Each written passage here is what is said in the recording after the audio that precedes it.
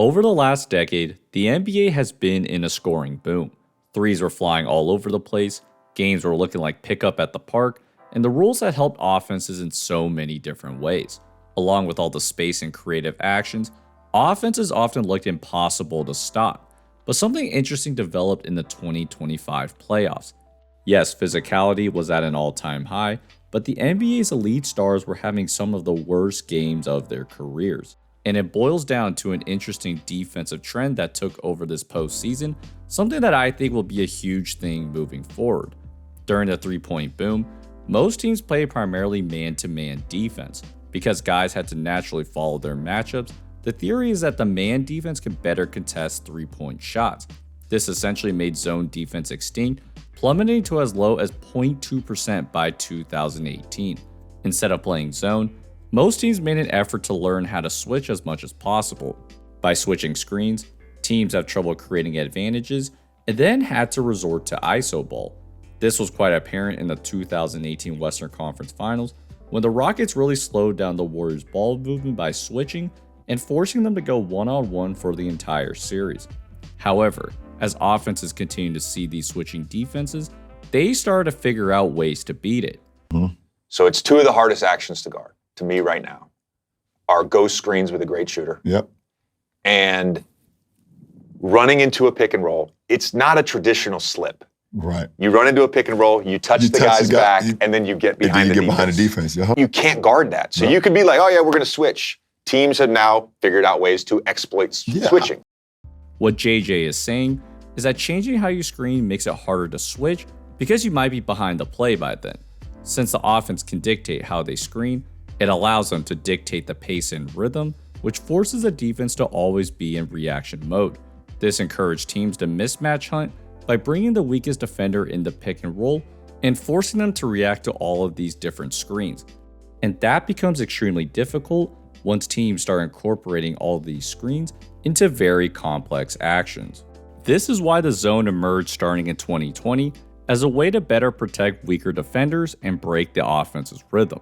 The Heat were the first team to really play zone on a consistent level and really tinkered with all their formations. Spo put the Heat's much stronger defenders at the top of the zone, which then protected their weaker defenders from being attacked. And this worked wonderfully, as Butler and Crowder often helped contain the dribble penetration, with Bam waiting at the rim to clean anything up. As teams learned that the zone can be an effective counter, it has then been tinkered to the extreme. Instead of sticking to fixed areas, these zones became more flexible, with the focus shifting to plugging any open gaps. Zone might be ran for the first half of the possession to stop the offense's initial action, and then flow naturally into a man defense when the offense is at a standstill. That then takes away the offensive team's flow, and then forces someone uncomfortable with the ball to go make a play. Which then leads us to the 2025 playoffs, where we saw teams take this concept even further by meshing both man and zone concepts to run more hybrid defensive schemes. As teams experiment with different lineups to gain offensive advantages, the challenge then is to figure out how to protect them on the defensive end.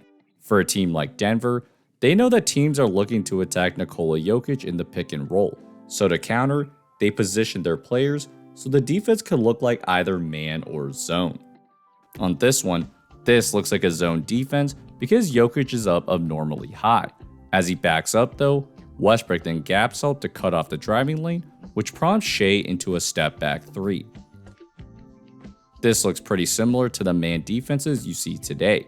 SGA is isolating, and you'll see Nesmith close that gap like Westbrook did to make SGA pass the ball. The key thing here is Jokic being up abnormally high. As you know, Shea loves to go to the mid-range, so being there essentially makes that shot unavailable. In addition, a popular counter against zone is to get the ball in the middle and find another teammate for an open shot. But with Jokic up that high, it naturally discouraged OKC from trying to get the ball in the middle. On this one, the Thunder run pick and roll and naturally would have Wallace go to the middle of the floor. But with Jokic there, Shea then kicks it to Chet, and MPJ makes him think enough for him to drive right into Jokic. MPJ then falls back to J-Dub, and the Nuggets scramble and eventually create a turnover. Since Jokic was up that high in both man and zone coverages, it became hard for OKC to tell which defense Denver was really running.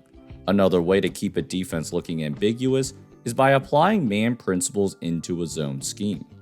This was especially apparent in the Rockets-Warriors series, where Udoka played a rotating box and one on Steph Curry. With both Steven Adams and Şengün on the floor, the Rockets needed to play the zone to keep them from being attacked in the pick and roll. So with Curry running around, the idea was to guard him briefly and then pass him off to the next person in the zone. So instead of having one person continuously chase him, everyone took turns guarding him when he came into their space. What makes zone exploitable is when defenders are preoccupied with other actions that then opens up space elsewhere. And that's where using man principles really helps. When the zone was breaking, notice how someone would run with Curry, even if it meant moving out of their zone to ensure he just didn't break free. But instead of chasing him for an entire possession, now they're only chasing him for a few seconds. This is particularly what makes a zone hard to decipher once you start adding extra elements to it. While zone may be the setup, it's up to the defender to recognize the soft spots and cover that up using man. And if done well, that then makes these decision windows even tighter and forces the offense to adjust mid-play. Here, Jokic is in the middle, so Bogey then moves away from his zone to guard him. Now Brown sees this mismatch, so he's trying to get him the ball, but that one dribble and hesitation gives Harden time to retreat. Bogdanović then rotates up to Brown, and that's not the shot they hoped for. So while the defense is technically playing zone, their defensive rotations are like a man-to-man defense. For example, the Clippers start off in zone with Kawhi in the middle, so Jokic then has to move to the block. On the pass, Kawhi takes the corner, so Jokic moves up because he thinks there's a soft spot on the wing. But Derrick Jones then rotates from the opposite wing to take Jokic. Joker then tries an inverted pick and roll, and he isn't expecting a double team, so he loses the ball. A star might have a plan in their head, but these improvised looks throughout a possession really closes off these opportunities. The Cavs are in a 3-2 zone, and Hallie finds Turner in the middle because he thinks Strus is going to step up to take him. But instead, Mobley moves down to take Turner, Strus moves to take Toppin, and Turner now forces a shot against the Defensive Player of the Year. On this one, Hallie finds Turner in the middle of the zone, but Mobley moves down to help. That forces Turner to take a dribble, and that gives Strus, who was in the paint, enough time to rotate to the corner like a traditional man defense. As you might have seen, what makes these hybrid defenses so confusing is that it's much harder to predict how these defenders are going to move. Are they going to stay in their zone or rotate out to the perimeter? If you pass the ball to someone, who's actually going to be the defender in that spot? These are some of the questions that players are trying to process really quickly to find an advantage. And you can imagine how hard that becomes when all the notches are turned up to 10. This hybrid zone is really inspired by all the zone principles that go into a man defense as well. The reality is that the best defenders today just can't stick with the best offensive players without any help. Especially with all the space today, help defenders typically zone up on the ball handler to cut off the driving lanes. The Lakers took it to another level by having the help defenders step up super high to, yes, make it look like a zone. Edwards mentioned how this looked like a zone, but it's really just LeBron stepping up at weird angles. Because the Lakers didn't have a rim protector, they needed to position themselves in these weird spots to encourage the Wolves to take more outside shots. The biggest shift I've seen, though, is teams trying to keep their big men in the paint just like in a zone defense. The easiest way to do this is by assigning a smaller guard to a big man. Denver did this a ton, assigning Jamal Murray to Chet Holmgren so that he could switch screens and guard Shea. Yes, Murray is not the best defender, but especially with other guys helping in the gaps, Shea couldn't attack the rim. The idea is to preserve as much rim protection as possible. In the 2024 finals, the Celtics notably took advantage of the Mavs switching defense by putting their guards in the dunker spot. This meant that someone like Kyrie or Luka was the rim protector, which allowed the Celtics to continuously get to the rim. But by keeping bigger guys around the rim, now it's a lot harder to get layups and dunks, even if there might be a mismatch on the perimeter. So while on-ball perimeter defense is still important, It's about how the other 4 defenders are helping that makes the difference. This was put to the test in Game 7 of the Nuggets Thunder series when Alex Caruso was assigned to guard Nikola Jokic. It seems crazy in theory, but the idea isn't that Caruso can guard Jokic by himself. Instead, it was to naturally make these entry passes more difficult. Even though Jokic technically had a mismatch, 4 guys are essentially zoning up on him, and the Thunder knew that the Nuggets needed Jokic to get the ball for their offense to be any effective. While OKC wasn't man, they basically surrounded Jokic so he could literally not catch the ball.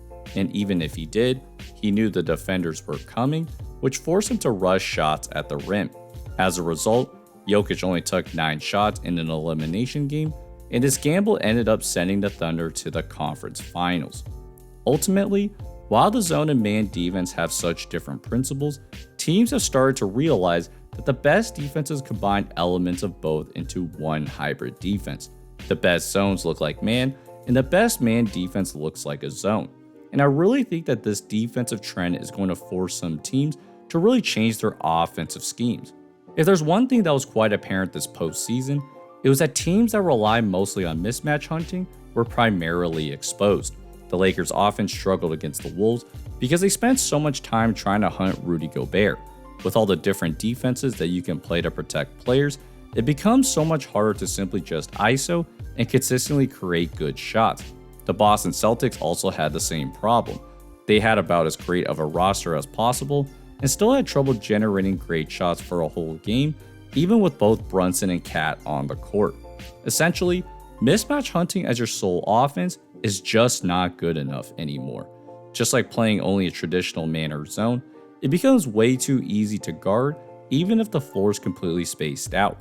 Helping in the gaps and then closing out is much easier when you know where everyone is, and it's just not going to work anymore. While I don't anticipate that teams are going to show all their cards during the regular season, the reality is that the offensive boom has encouraged teams to experiment with anything defensively, and in turn, we saw maybe some of the most creative defenses that have ever been implemented. So yes, defense still does exist, and now it's up to the offense to make the next move. So, hope you guys enjoyed this video. If so, please feel free to like and subscribe. Appreciate your guys' support, and I'll see you guys next time. Peace.